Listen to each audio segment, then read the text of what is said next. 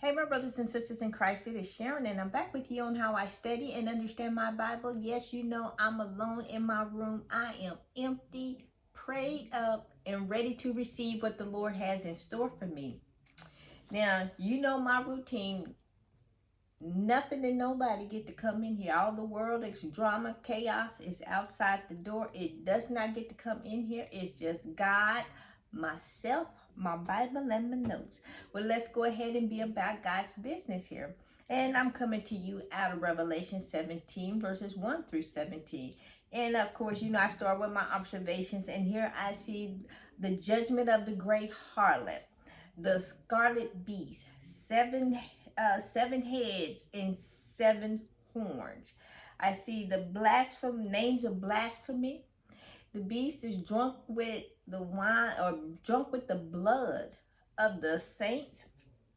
And I see those that follow the beast, those that follow Christ are called chosen and the faithful.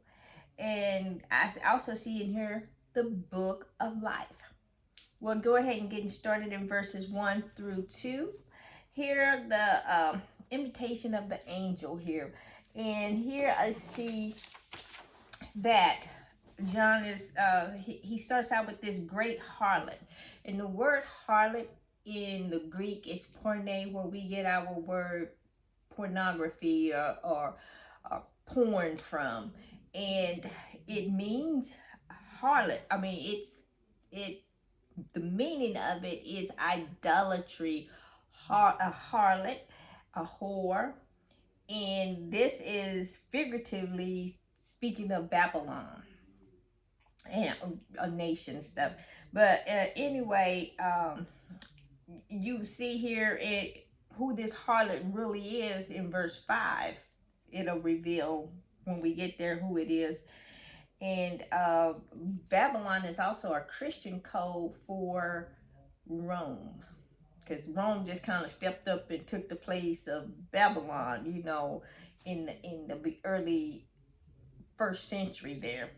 And so here in verse 2, it's, you know, the kings of the earth here is personified here. And this system that the earth dwellers, this system made with all these earth dwellers and things in here, you know, they gonna be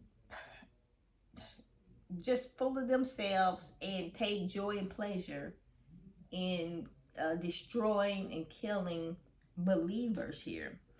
And that's just her meaning the city, country, or nation that is the government power that is in control at that time here. And they have that controlling influence on the people. And when the people will reject them, when people reject the truth, they will embrace the lie. And a lot of people will do that, you know. A lot of people, you know, just so that they don't have to go through the trials and tribulations under the rule of the beast or the antichrist, the false prophet, because those who choose to believe in Jesus Christ, they will be persecuted. And so here in verses 3 through 6 here, the vision of this system, and he's trying to tell him, he said he was carried away in the spirit and into the wilderness, and I saw a woman sitting on a scarlet beast. And that's the identifying the what do you call her, is identifying this woman here. And she was full of names and blasphemy, having 7 heads and 7 horns. Verse 4 says, and the woman was arrayed in purple and scarlet and adorned in a gold and precious stones, and her pearls having in her hands, and a golden cup full of abominations and the filthiness of fornication. And here, you know, this is a picture of the Antichrist, the false prophet, you know, everything that is not of God. And the description of Jesus here, or his bride, She's adorned in fine, clean linen. Look, that's it. Don't have all this other stuff on there because that's worldly stuff. But anyway, the revealing of who this beast is in verse 5 here, it says, on her forehead a name was written, Mystery, Babylon the Great, the mother of harlots and of the abominations of the earth. That's who this woman is. You know, she's old. It's just a hot mess. It is not a excuse me, not a woman, you know, running the show, doing the hair. But that is just a figuratively speaking, woman.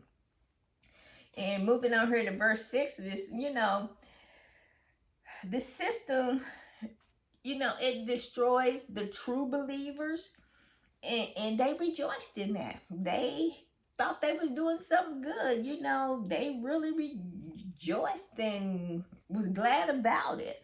And in verse 7 through 14 here, where this harlot is overthrown here, and that where the angel, he promised John that he would interpret what he was seeing, you know, because this was kind of throwing John off here. In verse 8 it says, and the beast that you saw was and is not, and will ascend out of the bottomless pit and go to perdition. And those who dwell on the earth will marvel, whose names are not written in the book of life and from the foundation of the world. Then they will see the beast that was and is not and yet is. So he was once upon a time, and he is, you know, he's not active right now as he will be, and yet is. So he has yet to make his appearance and do the damage that he is going to do, this beast here. And here we see that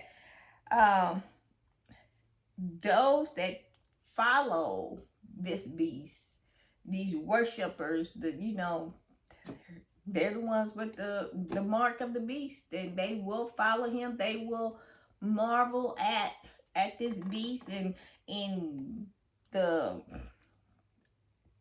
signs and wonders that he would do, so to speak.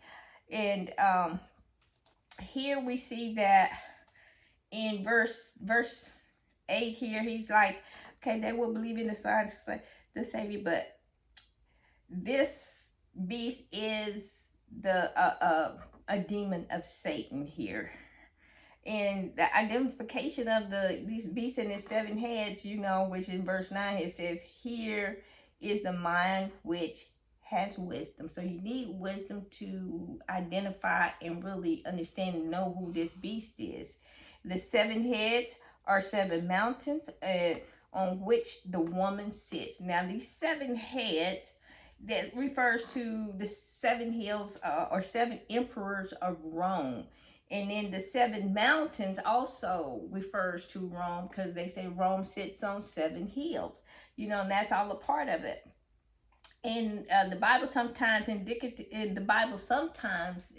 these are indicative of kingdoms in John's day, kingdoms and nations and stuff in John's day.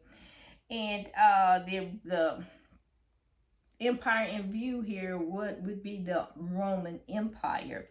And so moving on to verse 10 here, the 7 kings that have fallen. And so the 5 most powers preceding Rome was is Rome, Egypt, Assyria, Babylon, Persia, and Greece. But these are all the 7 heads, you know, the 7 emperors and things that has come and gone, you know. And we all know the history of these, because death and destruction, that's what they did, death and destruction.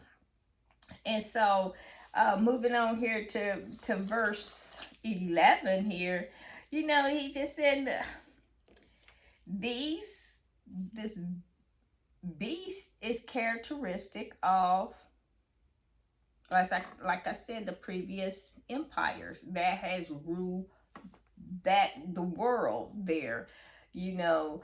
And in verse 12 here, he says, then the 10 horns which saw the 10 kings who have received no kingdom as yet, but they receive authority for 1 hour as kings with the beast.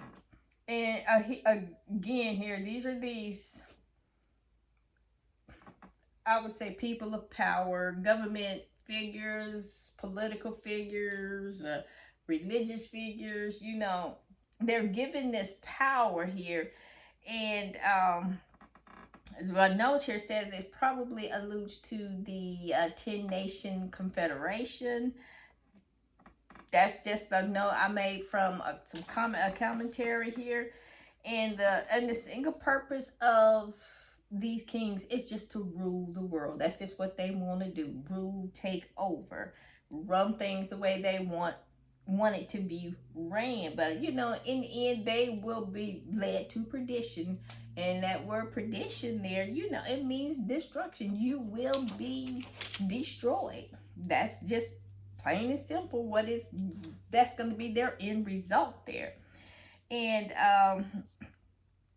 at the end of the tribulation, all of these kings are going to come together to fight against Jesus.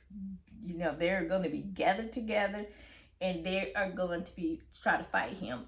And he's coming with his saints, with his followers. You know, that would be us, those that was raptured up, and the saints that was previous before us, you know, that have been caught up into paradise and stuff. He's coming back with his army, along with probably his angelic army as well. And then verses 15 through 18, the judgment of the harlot here.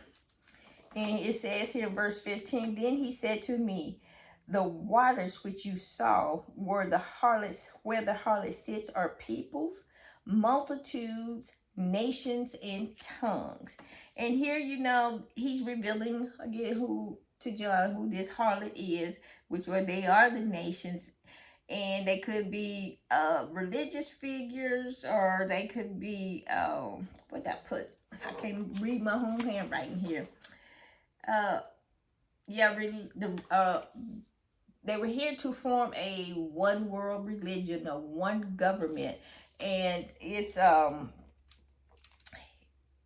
going to, they just they're determined to make it work their way, do it their way.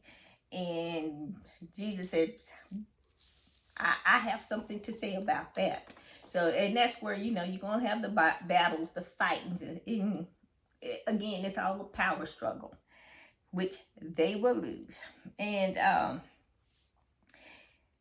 in verse 16 here, it just goes on, you know, just telling you about where the Antichrist and his allies, they eventually will overthrow the harlot and throw her off, because they're going to start fighting amongst each other is what they're going to do. They're going to be lose sight of what they fighting for and turn to fight with each other. Christ's not going to have to do much fighting at all, you know, period. In verse 17, you know, the ultimate cause of this action is God's sovereign purpose. You know, God works all things out for the good. You know, the forces of evil, you know, he will use them to complete and fulfill his purpose. And so here in verse 18, it said, the woman who you saw is the great city which reigns over the kings of the earth, which we would call Babylon or one world order, you know, just whatever, maybe even the UN, I don't know, but it's gonna be one government, one entity ruling over this government. But in the end, we know the end of the story is that we win. This is going to be a fruitless battle that will be fought. And so that's why I still stress, give your life to Christ. Don't get caught up in this, because you don't want any parts of it. Well, this will end my Bible study. for Revelation chapter 17. And as always, it's a blessing to get to share with you. You be blessed, be safe, and have a wonderful day. And don't forget to hit the like and subscribe button.